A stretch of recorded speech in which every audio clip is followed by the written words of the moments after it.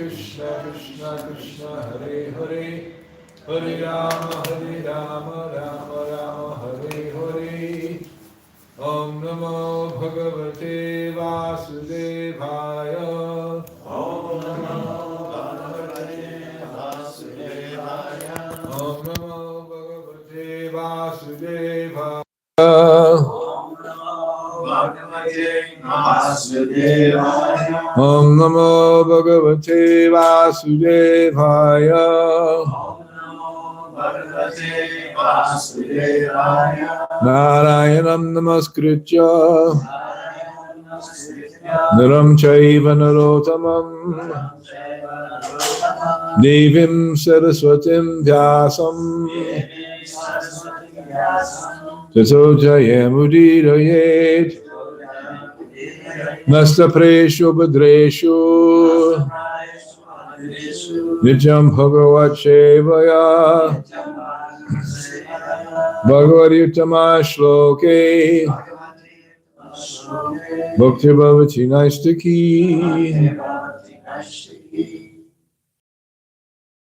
January 9th, 2025. We're reading from Srimad Bhagavatam, Canto 4, Creation of the Fourth Order. Chapter number 25, Descriptions of the Characteristics of King Paranjana. Text number 44.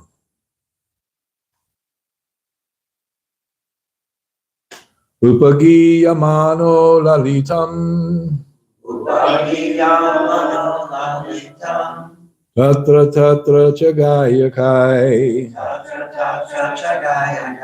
Kridan paribratastribir Pradinim abhishachchachao Upagiyamano lalitam Tatra tatra chagayakai Kridan paribratastribir Radinim avishachchuchao Upagiyamano lalitam Tatra tatra chagayakai Kridan paribratastribir Radinim avishachchuchao Upagiyamano lalitam Tatra chagayakai Tatra chagayakai Kridan paribratastribir Radinim avishachchuchao Upagiyamano lalitam Tatra chagayakai Kridan paribratastribir Radinim avishachchuchao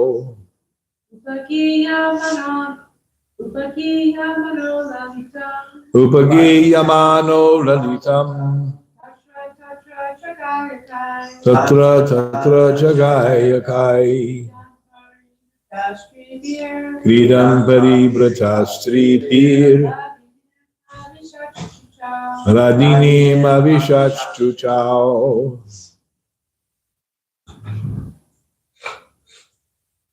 That first line to fool you. You want to say upagiyamano. Upagiyamano. It was upagiyamano lalitam. The rhythm is dictated by the long and short syllables. The word for word, upagiyamanaha. Being sung about. Lalitam. Very nicely.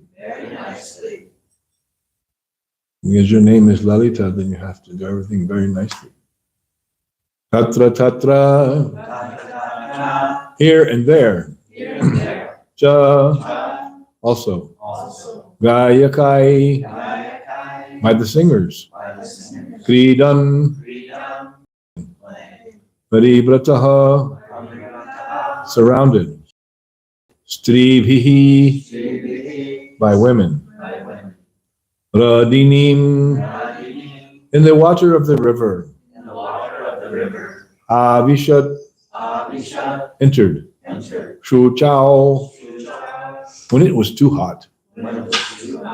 Translation. Many professional singers used to sing about the glories of King Puranjana and his glorious activities. When it was too hot in the summer, he used to enter a reservoir of water. He would surround himself with many women and enjoy their company. Please repeat. Many professional singers used to sing about the glories of King Puranjana and his glorious activities. When it was too hot in the summer, he used to enter a reservoir of water. He would surround himself with many women. And enjoy their company. Purport. A living being, by His Divine Grace, Srila Prabhupada, a living being has different activities in different stages of life. One stage is called Jagrata, or the life of awakening. Another is called Swapna, or the life of dream. Another stage is called Sushupti, or life in an unconscious state. And still another stage occurs after death. In the previous verse, the life of awakening was described. That is, the man and the woman were married and enjoyed life for 100 years. In this verse, life in the dream state is described, for the activities Puranjana accomplished during the day were also reflected at night in the dream state. Puranjana used to live with his wife for sense enjoyment, and at night this very sense enjoyment was appreciated in different ways. A man sleeps very soundly when he is greatly fatigued, and when a rich man is greatly fatigued, he goes to his garden house with many female friends, and there enters the water and enjoys their company. Such is the tendency of the living entity within this material world. A living entity is never satisfied with a woman unless he is trained in the system of Brahma. The implication, he's never satisfied with one woman unless he's trained in brahmacharya. Generally, a man's tendency is to enjoy many women, and even at the very end of life, the sex impulse is so strong that even though one is very old, he still wants to enjoy the company of young girls. Thus, because of the strong sex impulse, the living entity becomes more and more involved in this material world.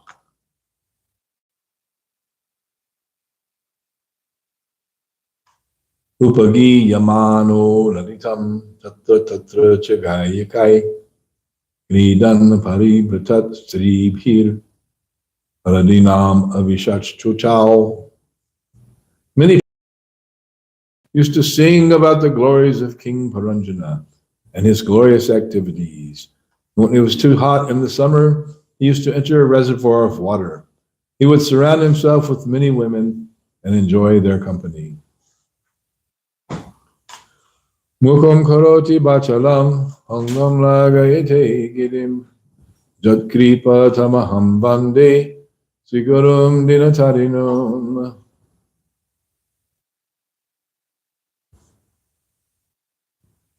So in days of yore, they had professional singers or professional reciters who were known as suttas and magadhas, and they would recite the glories of the king. They would wake the king up with musical accompaniment, and then they would sing the glories. Oh, your majesty, you are so glorious. You conquered so many enemies. You were so powerful. All the people in the kingdom love you. And this way they're singing about the glories of the king. That was in the days of yore. Nowadays, they don't sing, they speak. Oh, Mr. President, you're the greatest of all the presidents. or in some cases, the president himself or the president-elect is telling everyone else how great he is. I have done this, I have done that, I will do so many things, I am the greatest. Like Muhammad Ali, I am the greatest. But then he was conquered by Parkinson's disease and old age and death, which happens to everyone in one form or another, but no one escapes death. It's like there was a comedy routine in the old Monty Python series where they would say, no one escapes the Spanish Inquisition. So the Spanish Inquisition was a very infamous period of history in the Catholic Church where they declared everyone who was undesirable in one way or another to be heretics and put them to death, or they put them on the torture rack and stretched them out and tortured and punished and killed them in various ways, or burned them at the stake. They're a witch, burn them at the stake.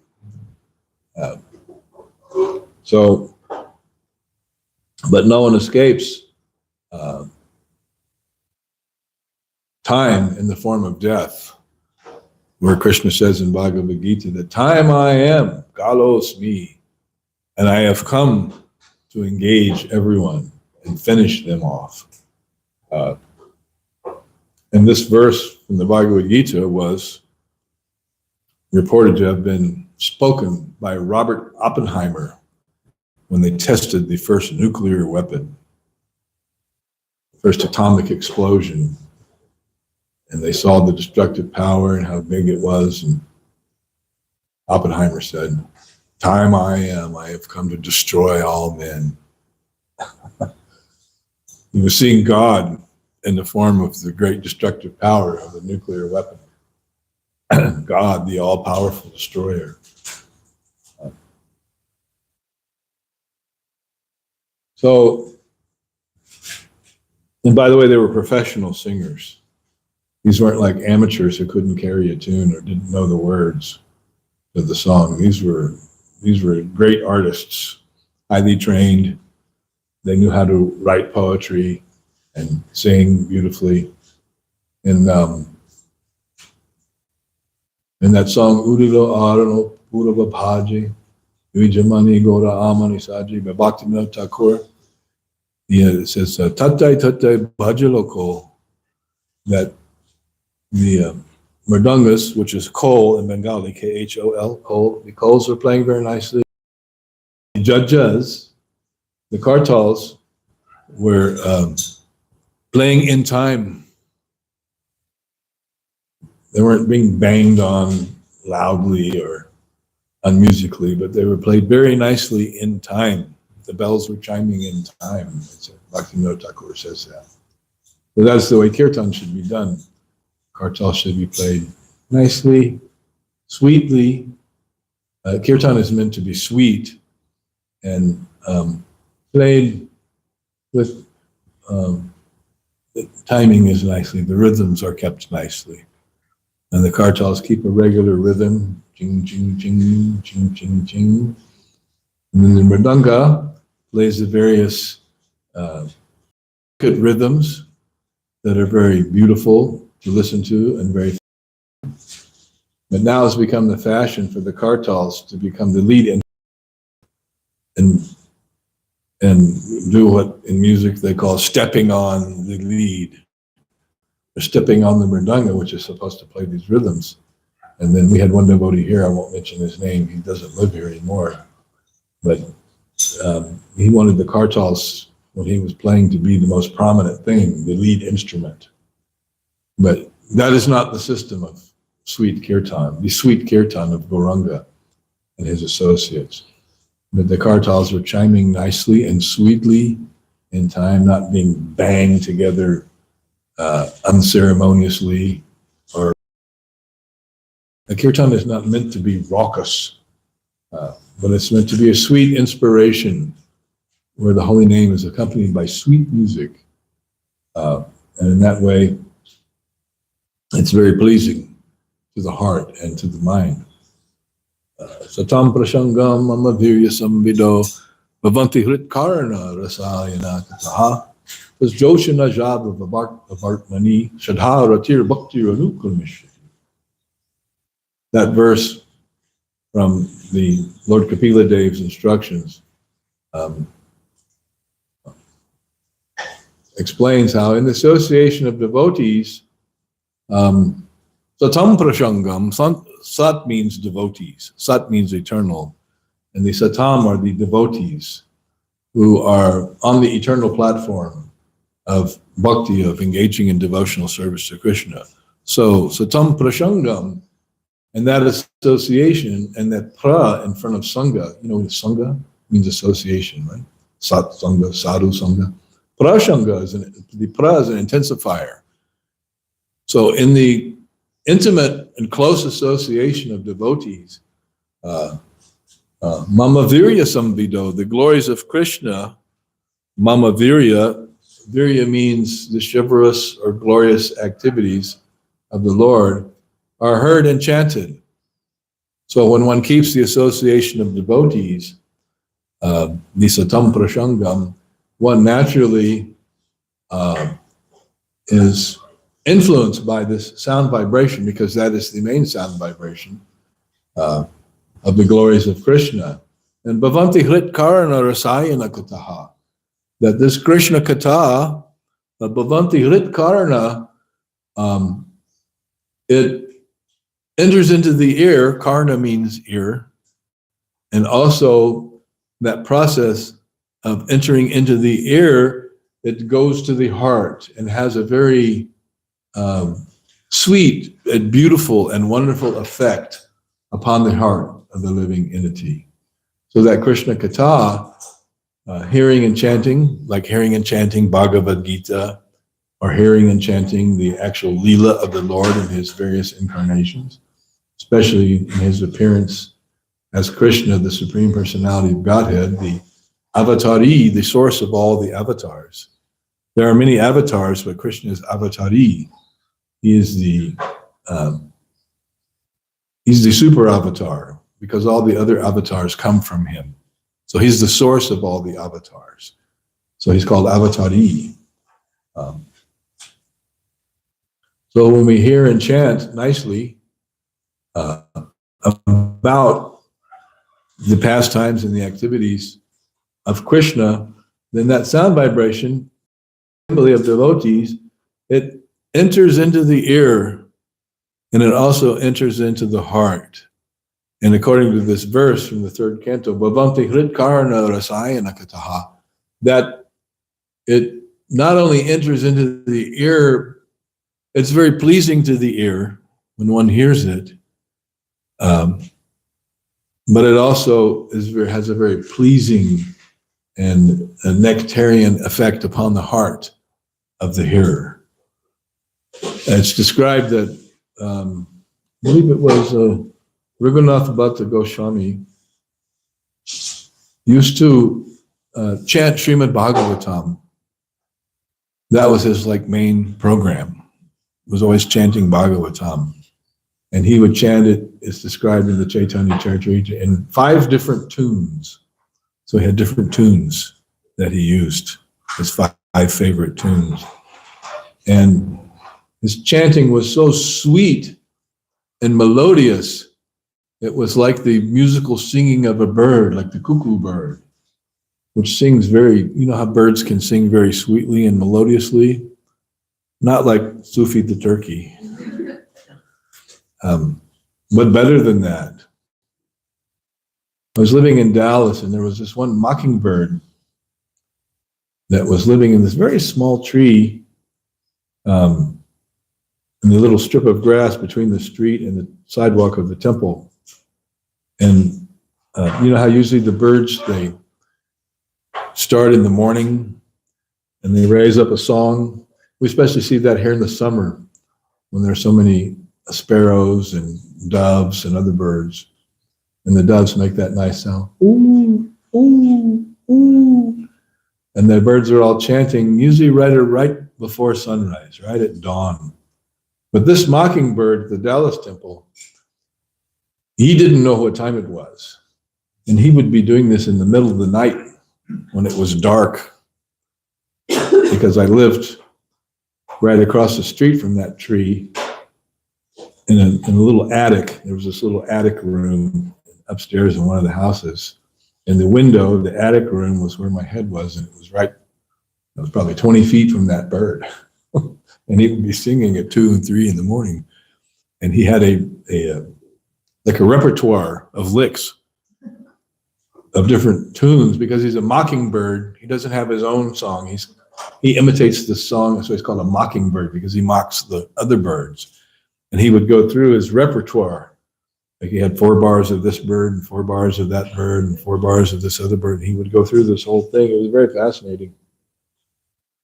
But it was like he was heralding the coming of Mongol Arctic, even though it was still dark, because his pocket watch was out of order. But the singing was very sweet. So just like you had the melodious, sweet cuckoo, the sounds of the cuckoo especially, Raghunath Bhatta was compared to that melodious hearing and chanting of the Srimad Bhagavatam, which was highly appreciated by all the Vaishnavas on different levels because of the subject matter, the Bhagavat, which he's chanting the Bhagavat, but all the devotees, the hearers, they all understand Sanskrit. And so they're hearing this wonderful Bhagavatam verses, and then also being chanted very sweetly and very melodiously. Bhavanti hrit karana rasayana kata. And thus it is very pleasing to the ear, and it has a very melodious effect upon the heart. So we should always remember that when we engage in the Hari Kirtan, that the idea is to sing in a sweet, melodious way for the glorification and pleasure of the deities, of the Lord. And this is not exactly understood there are also non-devotee kirtan singers.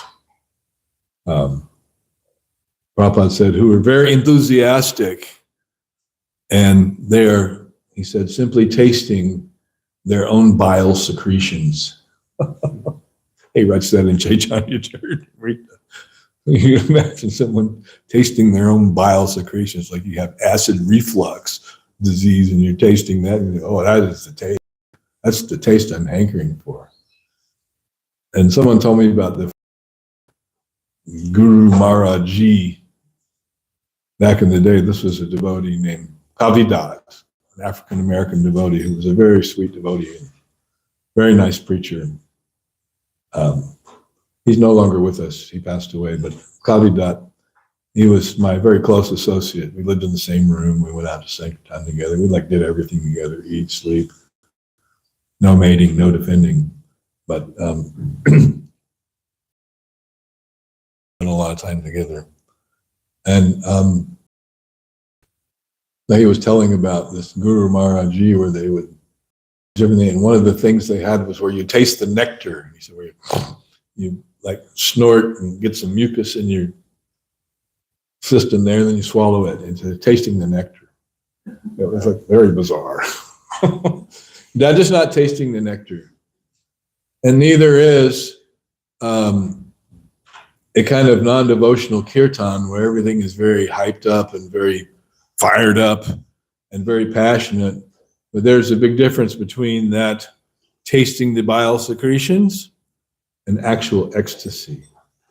Ecstasy is relished by pure devotees who are on a very high level of Krishna consciousness and not deep in the modes of nature. And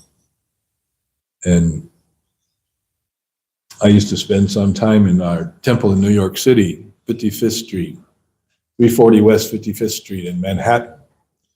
And there were many devotees in that temple, and they were very passionate. It's New York City. Very passionate. Tasting bile secretion, I would venture to say, some of them.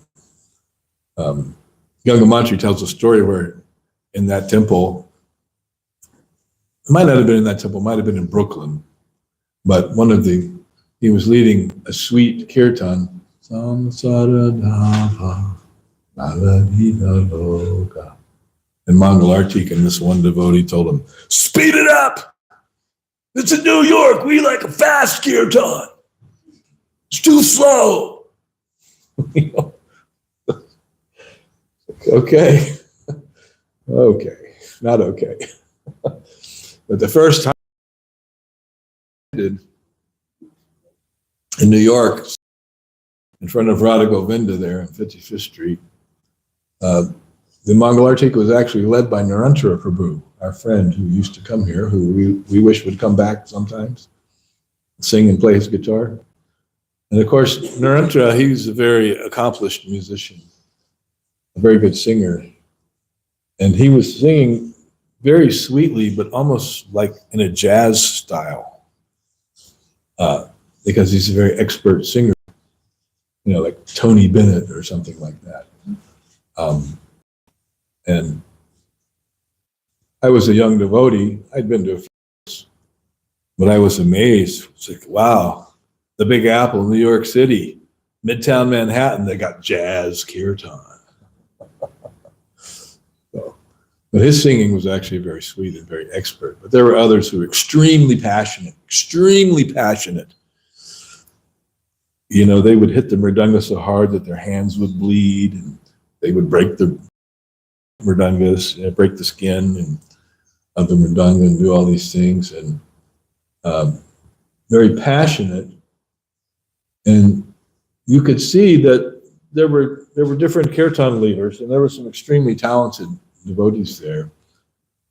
And you could really see the difference between those who were just super passionate and then those who were actually had a bhava, or a feeling of love for Krishna. There was a big difference. Certain persons, when they would sing, one of them was a devotee who's now in Philadelphia named Vishnu Gada. Gada means club. He's the club of Vishnu. Vishnu Gada, very talented, smart devotee. His knowledge of Sanskrit and Bengali is very deep. And when he gives class, he takes verses and he analyzes it word by word and explains things very intricately and nicely. And he was also a very talented singer, very sweet singer. And a big fellow, very strong, powerful fellow. But he did not mercilessly beat the drum to destroy it. But he played it very wonderfully, and his singing was so nice, was so beautiful, and it was devoid of that passion and that lust for sense gratification. Sometimes someone is singing kirtan, and their interest in leading the kirtan is they want to enjoy the pratishta, the recognition, the what's that called? The word escapes me. Adoration, that's the word. Profit, adoration, and distinction, Prabhupada explains, is pratishta. One wants to make profit. One wants to be adored by others. Oh, you are so nice. You are so expert. And then one wants that distinction. That yes, I am very special. So when one is motivated or contaminated, we could say, by this pratishta, then they dominant feature of their kirtan about themselves. And the more adoration and distinction they get, the more, quote, ecstasy they taste, or the more bile secretions they taste. Nirmatsuranam satam, a devotee who is devoid of any envy or any desire for pratishta, for profit, adoration, distinction, when they're offering their heart to Krishna in a sweet way, then that is palpable. And that's called Bhavanti Hritkarna Rasayana Kata. And then gradually, this process of hearing and chanting nicely in the association of devotees, there are effects that are become manifest in the person of a devotee. One becomes free from the desire for sense gratification. Let's see. That's Joshinaj Tadva Bhartanam. Shraddha Ratir Bhaktir Anukramishati. That following one after another, one develops steadiness in Krishna consciousness without being. One develops an attraction for devotional service, a taste for actual devotional service. Rati means taste. One develops a real taste for Krishna consciousness. And the symptom of one who has developed that taste is that they're not interested in sense gratification because they have a higher taste. Vishaya vinivartante nirahara shadehina rasa varajam rasopyasa param drishtva nirvartate. So one who is getting a higher taste is no longer interested in the lower taste. So one who is tasting the nectar of Krishna consciousness is not interested in profit, adoration, trying to make themselves prominent and receive that adoration from others. That is a disease of the conditioned soul. But one who is tasting the nectar of Krishna consciousness, they're no longer interested in such things because that is a lower taste. That is a lower taste.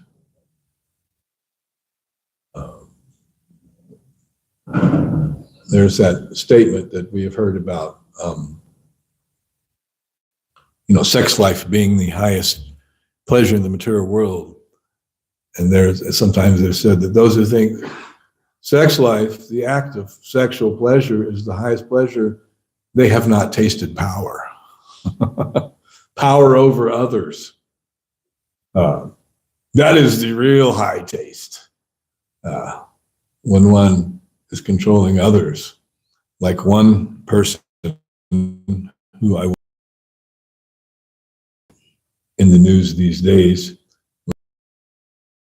a tennis tournament in New York, and then he put his hand on the thigh of the woman sitting next to him. She was like, "What are you doing?" And he said, "Do you not know who I am?"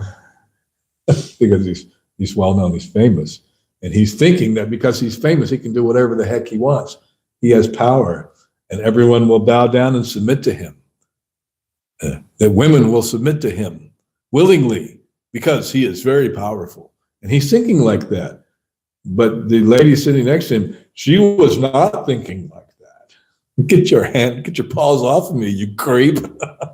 So, but one who becomes carried away, Ishwaraham Hambogi, Sedoham Malaman Sukhi. One who's thinking I'm like God, I can do anything. And everyone has to accept what I say and I do. That is the demoniac mentality. And such is the state of affairs in Kali Yuga, when the king, who is not glorious, is telling everyone else how glorious he is, and they have to submit to him, even against their will. So that's all foolishness. And speaking of such thing as presidents, in this verse is talking about when it's hot in the summer, then the king would go to the reservoir of water and enjoy with many women. And this is apparently something that also happened in the White House during the reign of Camelot. I don't know if you are all familiar with Camelot, but without mentioning any names, there was a young, handsome president and who came into power and was bringing like a new life and a new energy to the White House and to democracy.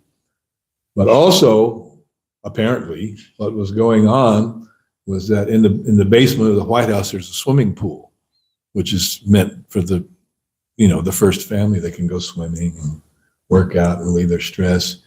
And the king of Camelot would go down there with many different women friends and enjoy sex Meanwhile, the wife is upstairs in the White House bedroom. So this is going on. And the Secret Service, all the Secret Service agents are protecting the president. They knew what was going on, but they didn't say nothing. Nobody said anything to the press. But it was well known. And then this king of Camelot used to say that I have to have sex every day. I cannot sleep at night unless I have sex. So just like King Puranjana here, he was going to the reservoir of water with his different female friends, some of whom were famous, beautiful women. Happy birthday, Mr. President. Happy birthday to you. Which was a very famous thing, revealing more than should have been revealed. And meanwhile, the American people are praising, this great personality. And then ultimately he met his demise at the end of an assassin's rifle, bullet to the head. Like there was a song called Lucky Man. Ooh, what a lucky man he was. And about this, the hero of the song had gone to war and fought for his country, and he fought for his king. And then in one verse, but a bullet found him and he lay dead. So that's the lucky man. Young guys, some young musicians. Glorious. He's the hero. He's the quarterback of the football team. He's the executive of a company. He's a great hero in the battle. And then he lies dead. What a lucky man he was. So, no, unlucky. That's unlucky. And there is a nice verse we quoted last time, but this section of Bhagavatam tends to bring out such verses from the second canto, first chapter, Shukadeva Goswami, Dehapatra Kalatradreshu Atmashanyash Shashpapi Tesham Pramato Nidhanam. Pramata means mad. Tesham Pramato Nidhanam Pasyanapi Napasyati. That people pass their lives in sense gratification and they're thinking that everything is very good. Oh, what a lucky man I am, right? Enjoying my family and my position in society, my possessions, a beautiful house, nice cars, all the cool stuff, got a pool table in the den, a great stereo system, so many friends, I'm respected in society. Oh, how wonderful is life. But Tesham Pramato Nidhanam, this bewildered, mad person, he doesn't see his ultimate destruction coming.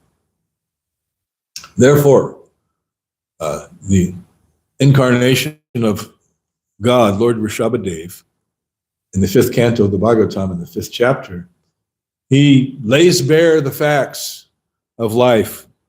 Nunam pramata kurute vikarma yad indriya pritiya apranoti nasaru manye yata atmanoyam asanapi kleshada asadeha. One performs vikarma, forbidden activities.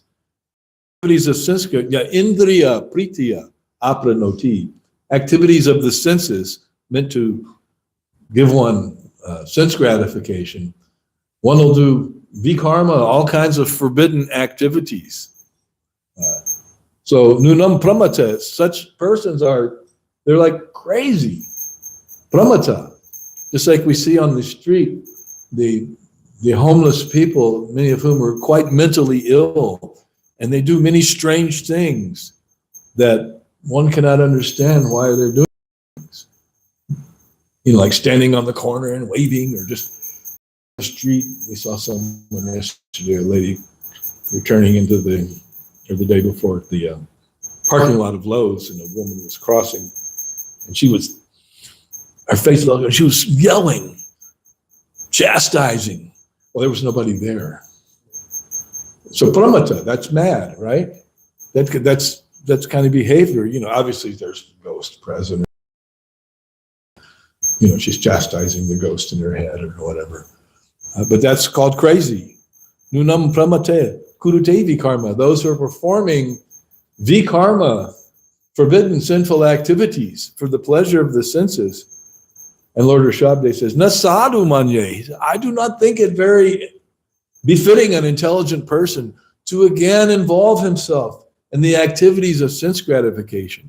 Asanapi kleshada asadeha.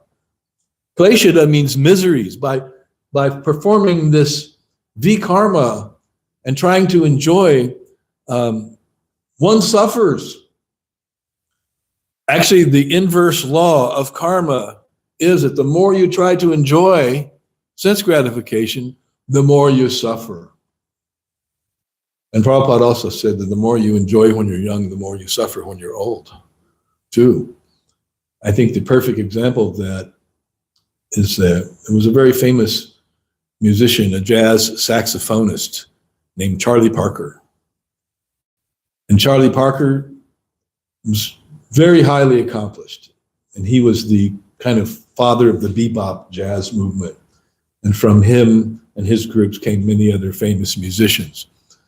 And he started a whole new culture of music. But Charlie Parker lived life in the fast lane. He burned the candle at both ends. And when he died at age, it was 35, the attending physician said that he appeared to be a man who was 65 or 70 years old. He just used it up. Life in the fast lane. He was so intent on enjoying sense gratification, particularly sex life. He was known for having lots of women, and smoking and drinking and taking drugs and doing all the things that are just a normal fodder of your typical American high school student. So much so that by the time he was 35 years old, he appeared like a very, very old man, ravaged by time. I read a biography of him and was astonished. That's just when I was young, before I was Krishna conscious. And I was astonished at how one could live in such a degraded way, and then become prematurely aged. Also, it is said that the king takes on 1/6 the sinful activities of his subjects. So there's a very well-known phenomenon that when someone becomes elected president, they have a picture of them when they're elected, and they have a picture of them 4 years later, which is you don't age that much in 4 years, right? Or do you? I guess it depends on how old you are when you start. And we see that when they come into office, they look all young and chipper. By the time they leave, they're all gray and destroyed. Not in every case, but there are many famous cases of that. And that's because of taking on that karma, the sinful karma of the population. And nowadays we live, our society is structured in such a way that people are very enthusiastic to engage in sense gratification. Nunam pramata kurute vikarma. Almost as if possessed, like possessed by a demon who simply wants to enjoy everything and destroy the body of the person they're possessing, right? And maybe that demon, when they possess one, then they'll make one jump off a cliff or wreck their car or meet some other ignominious end. They have some movies like that. They write about that. There was one sannyasi in our movement, and also in the 55th Street Temple in Manhattan, which I was talking about earlier. It had like 12 stories, I believe. Prabhupada called it a skyscraper. And they had Prabhupada up on the top floor in a suite. And he really enjoyed that with the elevator. So this devotee, the sannyasi who was in charge of the temple, was attacked by a ghost, a very powerful, what's called a Brahma Rakshasa ghost. that tried to push him out the window. That's of course not Shastra, that's an apocryphal story. But certainly that story was well known and circulated back in the late 70s. So when one becomes possessed, then one will do things that are not in one's self-interest. So similarly, the conditioned soul becomes possessed by the desire to enjoy this material world and does all kinds of things that destroy him and make him take repeated birth and death. Asanapi kleshada asadeha. The Lord Rashade says, he's preaching to his 100 sons. Do like this. Don't perform forbidden activities, but engage in self-realization. Don't act. You'll suffer. And asanapi kleshada asadeha. Deha means the body. Don't take another body. Like Krishna says in the 4th chapter, Chaktva deham purna janma. Don't take another birth. Become Krishna conscious and understand janma karma chame divyam. Understand about the nature of Krishna, his spiritual nature, his transcendental appearance and his activities. And one who knows these well, Chaktva deham purna janma. Again, he does not take another janma, another birth. Naiti mameti sarjana, never again. Instead, he comes to me, Krishna says. So that is the life of a devotee in the Krishna conscious movement. To hear about Krishna, chant about Krishna nicely, throw off the negative aspects of life as a conditioned soul. That doesn't mean just, take a gun and yep, through with the body, it's finished. Doesn't work like that, folks. There's no easy escape. People commit suicide because they think, I'm suffering too much, I can't take it anymore. And they kill themselves. That's also mad, pramata. But that doesn't solve the problem. That situation, that body, that life, that family, that society, whatever, you got out of that, but then you have to become a ghost. And you want to enjoy, but you don't have the gross senses to enjoy. So therefore you trouble other people, like the Brahma Rakshasa ghost in the Manhattan Temple. Actually, I lived in the Boston Temple. We had a ghost in this room, one room. Couldn't get rid of that ghost. It was so hard. We tried everything. And our Sadaputta, the great scientist, devotee, used to stay in that room and he'd sleep with the light on at night. So, he knew about that ghost. We all did. I think finally they got rid of that ghost. And there are other temples I've been in where there was a ghost.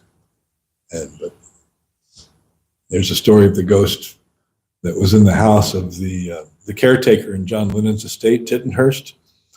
And the ghost was terrorizing him at night and he couldn't sleep. And then in the daytime, he couldn't properly do his work because he was all tired and wiped out from not getting any sleep. And the ghost was making noises of, sounds of chains and things, bodies being dragged across the floor, typical medieval British ghost kind of stuff. And they came, and Prabhupada was staying in another servant's quarters house on the estate. And so the guy came to the devotees and told them, what was going on. They told Prabhupada. Prabhupada said, yes, go have a big kirtan in that house.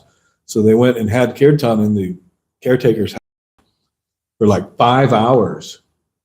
They had a big kirtan, and finally everyone felt this great release of energy, and the ghost was gone. And Prabhupada had given the prescription. He said that he was ghost proof. When he had a factory, I think it was in Lucknow. He had a factory in Lucknow, and the workers came to him, Babu, there's a ghost in the factory. We can't do any work. And Prabhupada went through the factory, chanted Hare Krishna into the dark corners and such, and the ghost was gone. And, all right, back to work. All right, so we'll stop here. I had some other ideas to talk about, but that will be another time. Any questions, comments, realizations, additions, subtractions? Yes, sir. Are there any other circumstances of death that would cause somebody to come back as a ghost? Or is it just suicide? I don't know that. I cannot state that unequivocally, or categorically. It's interesting science. But yeah, also one can, like, I know exactly, now you reminded me that one can die an untimely, tragic, sudden death and then come back as a ghost because he just wasn't finished, his time wasn't up, but then some tragic accident happens and one is forced to leave the body unexpectedly, then one can come back as a ghost because of being attached and not having fulfilled the course of one's life. Mm-hmm. So, yes. Thank you. Yeah, I have heard that. Yes, Parmeshwar Prabhu. I mean, as you know, Prabhu, thanks for your brilliant class.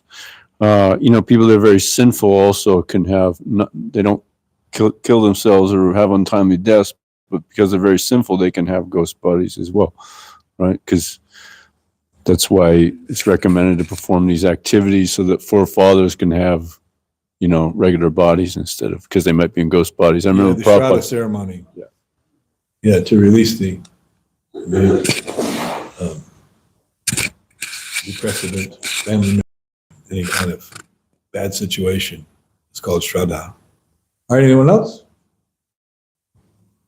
Okay, thank you all very much. Srila Prabhupada ki jai. Srimad Bhagavatam ki jai.